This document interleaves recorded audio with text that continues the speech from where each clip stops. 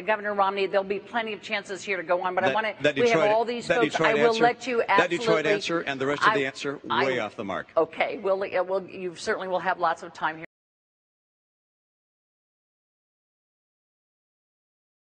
You cut permits and licenses on federal land and federal waters in half. Not true, Governor Romney. So how much did you cut them by? Not true. By how much did you cut them by then? Governor, we have actually produced more oil. No. How much did you cut licenses and permits on federal land and federal waters? Governor Romney, here's what we did.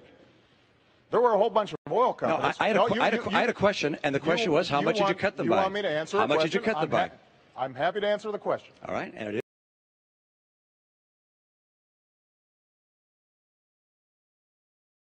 Look, there's no question but that the people recognize that we have not produced more oil and gas. See, I don't think anyone really believes that you're a person who's going to be pushing for oil and gas and coal. You'll get your chance in a moment. I'm still speaking. Well,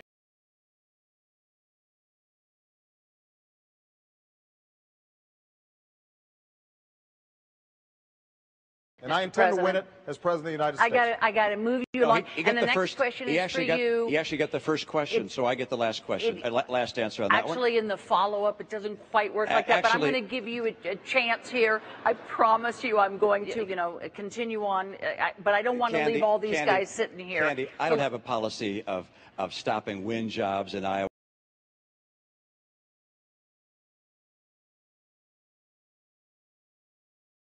Some of the deductions. And Governor, I need to have you both hang up. I understand the stakes here. I understand both of you, but I will get run out of town if I don't let.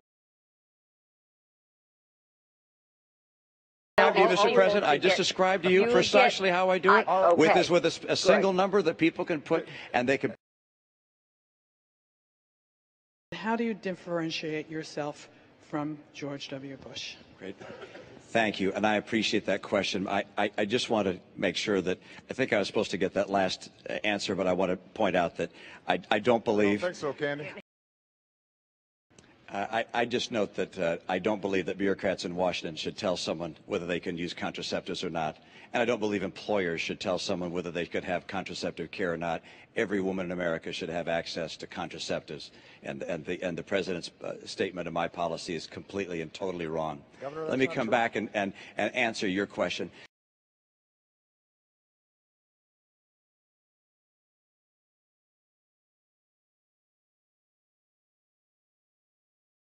I just want to make sure that I think I was supposed to get that last answer, but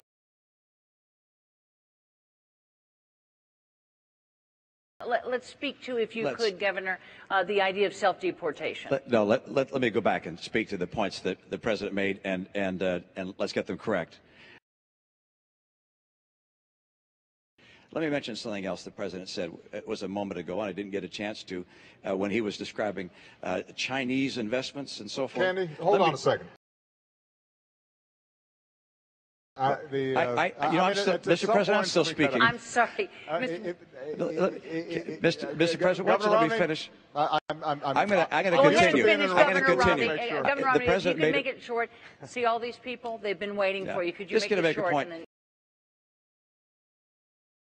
But when we make this into a divisive political issue, and when we don't have bipartisan support, I can deliver, Governor, a whole bunch of Democrats to get comprehensive immigration reform done, and I'll get it done. First year. That we continue to lead this world economy, not just next year, but 10 years from now, 50 years from now, 100 years from now. Thanks, Mr. President. Government does not create jobs. Government does not create jobs. I want to introduce you to Barry Green because he's going to have the last question to you.